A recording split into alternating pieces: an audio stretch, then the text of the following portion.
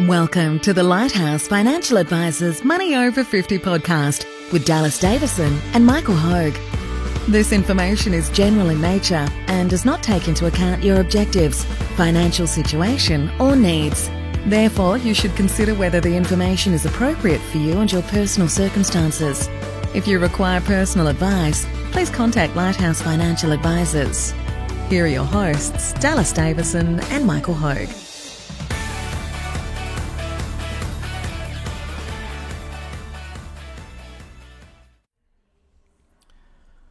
Welcome to Money Over 50. I'm Michael Hogue. Today is episode 18. Here with a guest today, Maria Pandale from Travel Managers. We're going to talk about the best places to travel in your 50s. So, welcome, Maria. Hi, Michael. Thank you for having me today. Very good to have you, Maria. So, if you can just tell us a little bit about what you do and what your history has been, how you got into travel. Mm-hmm. So I started 23 years ago in the travel industry. This year marks my 10th year with Travel Managers. So what that potentially means is that I'm self-employed under the name of Travel Managers. And yeah, it's been working really well for me. So it's something that I really enjoy doing as well. Yeah, fantastic. So, so you, when we think of a travel agent, you work like that. It's your own business. You work under the brand of Travel Managers. Yes, that's correct. Yes, so I do work on my own. I meet clients mainly at cafes, sometimes people's houses, that kind of thing. I find that works really well because it's very relaxed atmosphere. The client absolutely loves it because essentially we are talking about a sort of a lifestyle. Yes. Holiday. Yeah. Absolutely. Yeah. No, I think it's a fantastic place to meet, cafes these days. So yeah, it's a really relaxed atmosphere.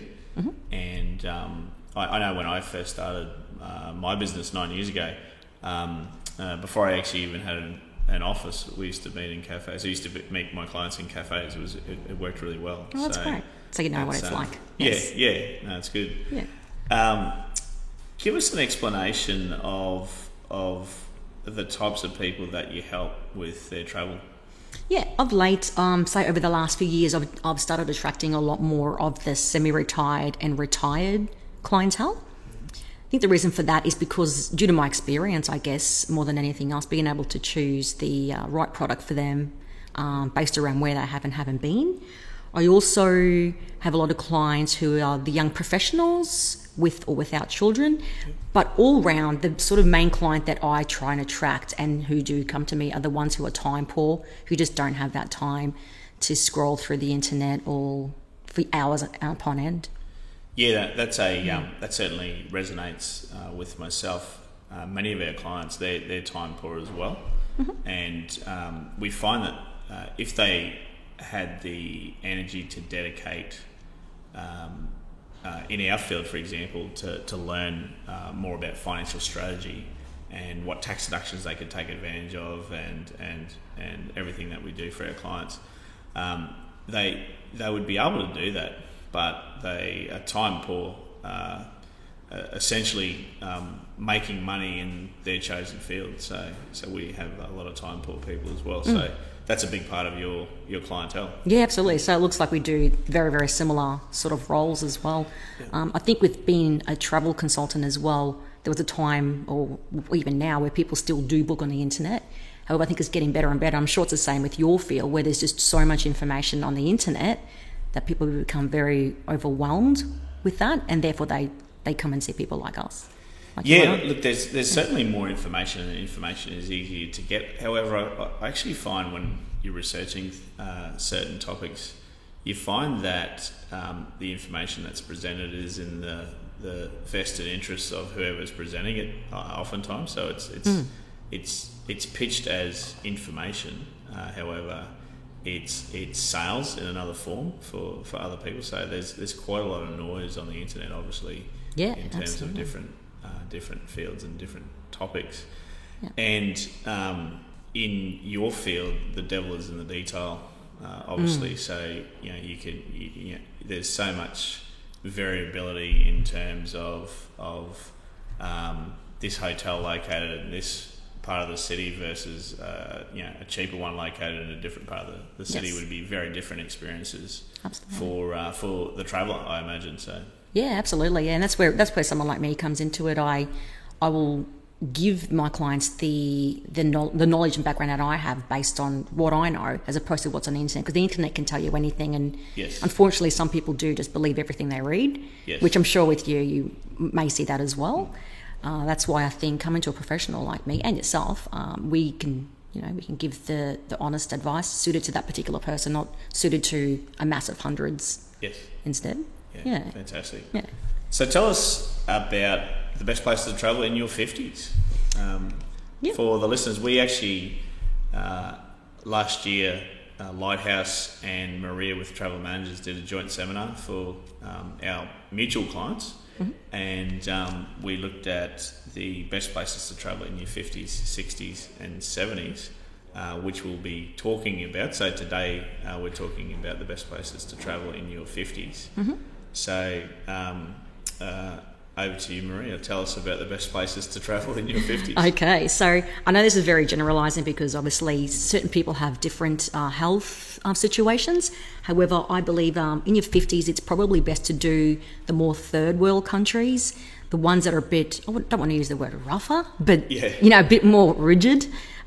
Due to the fact that generally anyone in their 50s you would hope would be still quite fit, so therefore it's probably best to get those countries done first. The other reasoning for the third world countries is that I actually have a client who's quite ill. She just does still want to travel, and she's actually been told by her doctor to only travel to first world countries now because of the fact of the hygiene and the that kind of thing. So I think generally third world countries, for example, Southeast Asia as an area, it would be good to travel in your 50s. South America is another really good one as well, because obviously, hygiene there can be a bit dicey sometimes.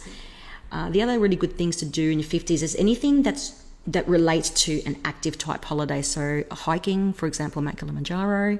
It could mean organised walks and bike tours throughout France or Europe, somewhere like that, which requires a certain level of fitness. Yes. So anything that's based around that, even Africa safaris are also good to do in your 50s, because little things that people may not think about is that fact that you're jumping in and out of jeeps that are sometimes quite high. So if you have leg problems or knee issues or something like that, you could find it quite difficult. And another one is ski holidays, because obviously if you're skiing, you need to definitely have some level of fitness as well. So I think it's more about the type of holiday versus destination, if that makes sense, Michael? Absolutely. So the theme that came through there was a more of an active holiday. And is that typically what people in their 50s are seeking? They're seeking those more active holidays. I know everyone is different, of course, but that's what you tend to see and encourage people to. Absolutely. If they're looking at an active style of travel, to actually to do that earlier rather than later. Absolutely, yeah, because you just don't know what's around the corner, unfortunately. So I think it's just best to do while you're fully able to do those sort of types of holidays earlier on. Yes. Yeah. And having known you for a good few years now, I know that you're always jet setting. Well, jet setting is the wrong word, but you're always looking to travel. You're an avid traveller yourself. Yep. I always think it's great to have your travel manager or your travel consultant have already travelled to the places that you intend to travel to, because they know then where to stay in this area because it's closer to this, and these are the type of things that you like to do. Tell us about your recent trip to the UK, I believe it was, wasn't it? Yeah, so I took my mother on a coach tour around the UK, so Scotland, Wales and England. Although it wasn't my typically style of travel at the moment, it definitely suited my mother because, she is in her 60s. So that is definitely something that suited her. I've done other types of travel I've done, food tours through Vietnam. I've done ski holidays, lots of European sort of holidays, also South Pacific. So I've done quite a range of holidays. Like you said, Michael, it is really important to keep up to date with that with traveling, because like I say to my clients, if, would you trust a traveller consultant who hasn't travelled? So it kind of makes sense. Yeah, I mean, I can think of an experience quite some time ago where we booked through a travel agent, and it didn't seem like a big deal at the time, but the person that the travel agent clearly hadn't travelled to any of the places that she was booking us into. Okay. And just tended to end up in wrong areas, not necessarily bad areas, but areas away from where we tended to spend most of our time. So you were travelling back and forth to the hotel in taxis. My rule of thumb now is I like to be within 2 blocks of where I'm going to spend most of my time. So, absolutely. Yeah. If I'm booked into a city. So. No, that totally makes sense. And I'll be honest, I haven't travelled everywhere. It's purely impossible to have travelled everywhere, but places I haven't travelled, I get my feedback from my clients who have travelled there. So I do welcome home phone calls to my clients and make sure I get that feedback from them to pass on to other clients. And if there's a place I haven't been to, I do know the people or person to call in order to gain that information, just to make sure it suits my client. Yep. Because I just don't want to ever guess or second guess certain situations. Yes. It's better to be right. So talk more about that. Sorry, you mentioned what do you call it, a welcome home phone call? A welcome home. Tell us about a welcome home phone call. I've never heard that terminology. Oh, you haven't? Before, no. Okay. So what that basically means is because I offer a full service, from the first time we meet, I'm there in the background if you have any questions after you've already booked. Even if when you've handed your money over, I'm still sitting there waiting for any questions and assistance. Also, whilst you're travelling, I offer 24-hour emergency assistance as well, just in case something unforeseen should arise. And then when you come home, I'll do the welcome phone call. So what that potentially means, is that I will call you a day or two after you've returned, and just ask how the holiday was. Did you have a great time? What were the positive and negative feedback? Hopefully all positive.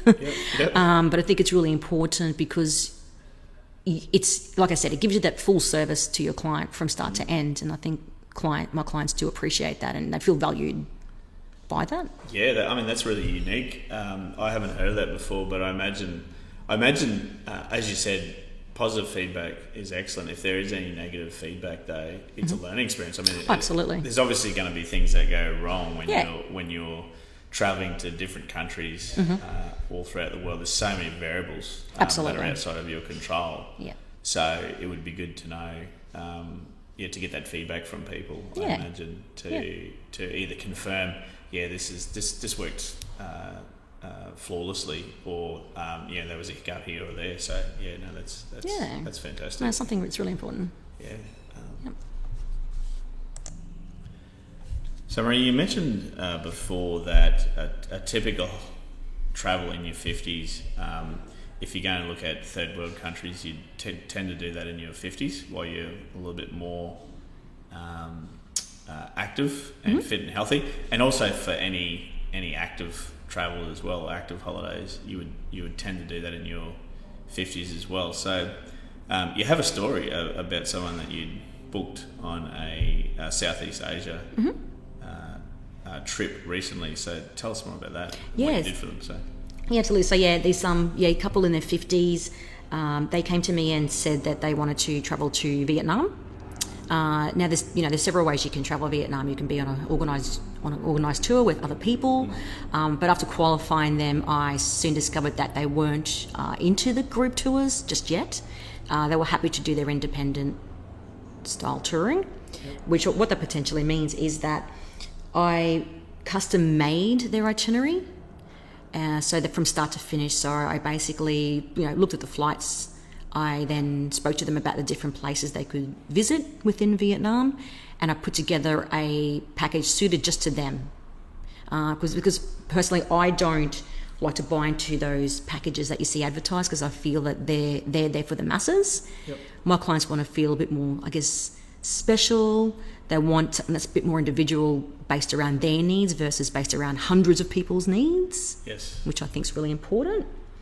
And and I guess they're still to the point where they're still quite confident with travelling on their own, not with other people.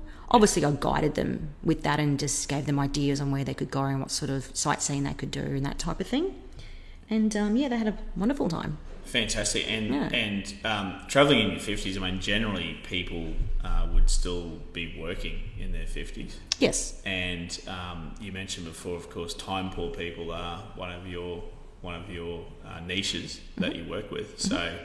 So I imagine anyone that's still working has a limited time to travel, and being time poor anyway. Absolutely. They would want those subtle little differences. Yeah. That make the limited time that they have a little bit more special.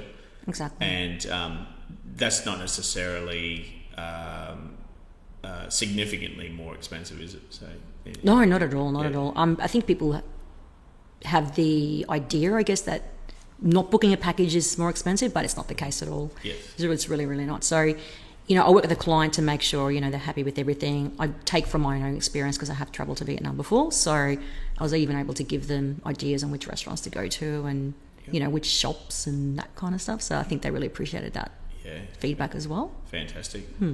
And what did they tell you when you gave them the welcome home call? They loved it? Yeah, they did love it. I think they were quite shocked because obviously they haven't received one of those before in their past. So, no, they loved it. They gave me all the feedback on the places I'd booked them, the hotels and the different towns and everything I'd booked them. So, but they really, really enjoyed it and appreciated the call as well. Fantastic.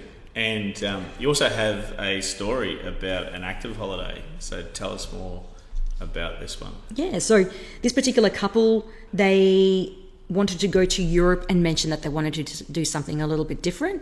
They, in conversation, mentioned that they love bike riding. So I suggested to them, what about a bike tour through France?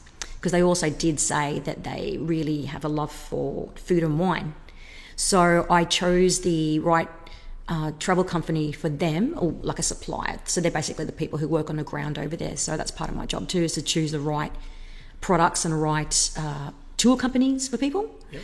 So this particular bike ride was great because they still wanted to be on their own, which they were. And what basically happened on a daily basis is they'd get up and have breakfast, so forth, and then they'd get they had maps and so forth that are provided to them. Yep. Their bags would actually get on forwarded to the next town, so they didn't have to worry about carting 20 kilos of luggage around. Yeah, that's fantastic. Yeah, so essentially they were on their own, were able to stop at little places along the way, have some food, have some wine, try the local produce. And then when they arrived at each hotel, their bags were there waiting for them. So it was absolutely ideal for them. Yeah, that sounds fantastic. It's tied in the... I know anytime I travel and I'm sampling food and wine, which I like to, it's always good to have an active theme as well, because you feel like you've deserved it and you've gotten out there and done some exercise and not feel so guilty. Smell the roses and then sample some good wine. Absolutely, absolutely. And that's a very niche type of holiday that they did, but because the fact that they are quite fit, they felt it really worked for them. Yeah. Fantastic. Thanks for sharing today. We will include Maria's contact details in the episode webpage, so you can view that via going to the episode webpage, episode 18, best places to travel in your 50s. So we'll include Maria's contact details in there, email and phone number. So if you have any travel needs, certainly get in contact with Maria. And also tune in to episode 19, which will be the best places to travel in your 60s, and also episode 20, which will be the best places to travel in your 70s. So thanks for coming in today, Maria. It was really good. Thank you, Michael. Thank you for having me.